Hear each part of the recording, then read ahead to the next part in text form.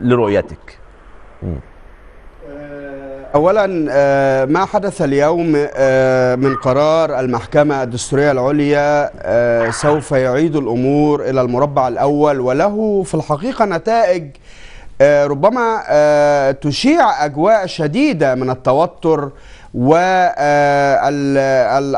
الشعبي، علاوة على ما سوف تستتبعه هذه القرارات من إجراءات.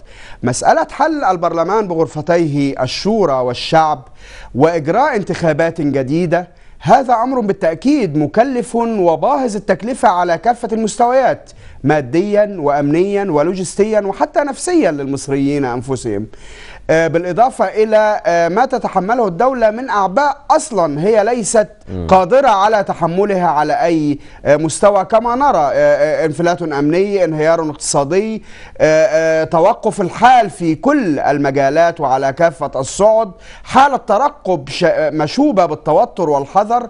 كل هذا يعيد الأمور إلى مربع صفر وليس المربع الأول، ناهيك عما يستتبعه ذلك من مسألة الدستور. الآن أصبحت اللجنة التأسيسية للدستور في مهب الريح، لم يعد ممكنا أن يكون أعضاؤها حاضرون، لأن ليس هناك برلمان ينتخبهم، وإذا تم انتخابهم فإن هذا الانتخاب سيكون باطلا، علاوة ما سيترتب على ذلك من مشروعية القرارات التي اتخذها البرلمان خلال الأشهر الماضية. هناك مشروعات قوانين وهناك قرارات كثيرة تمس الشأن العام في مصر.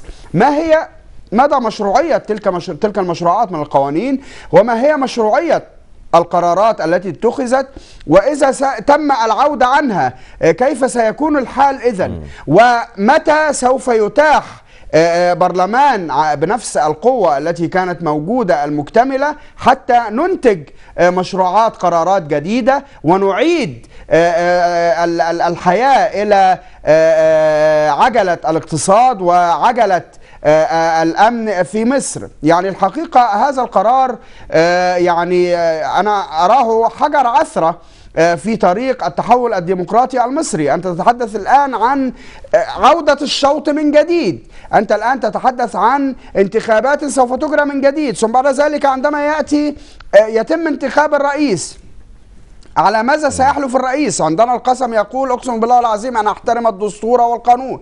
أي دستور سوف يحلف عليه الرئيس؟ وكيف سيقدم نفسه للشعب إذا كان نوابه غائبون؟ حقيقة العديد من الإشكاليات تعيد إلى الأذهان مرحلة السيولة التي سئمنا منها على مدى أكثر من عام ونصف، وكنا نتمنى أن تنتهي تلك الحالة من السيولة وعدم اليقين بانتخاب رئيس جديد أيا كان هذا الرئيس، إذا كان شفيق أو مرسي، إذا تكتمل مؤسسات الدولة. الآن إذا كنا نتباهى بأن لدينا مؤسسة تشريعية، هذا هو أول الغيث، ثم بعد ذلك سوف تأتي مؤسسة الرئاسة، وهاتان المؤسستان بالتعاون مع مؤسسة القضاء ومع الحكومة التي ستشكل كان يمكن أن تعيد رسم المشهد السياسي المصري بما يتناسب مع عظم ما تم تقديمه من تضحيات خلال ثورة 25 من يناير. أما الآن أنت تتحدث عن بلد بلا مؤسسات نهائيا. الأمر الأخطر هو أن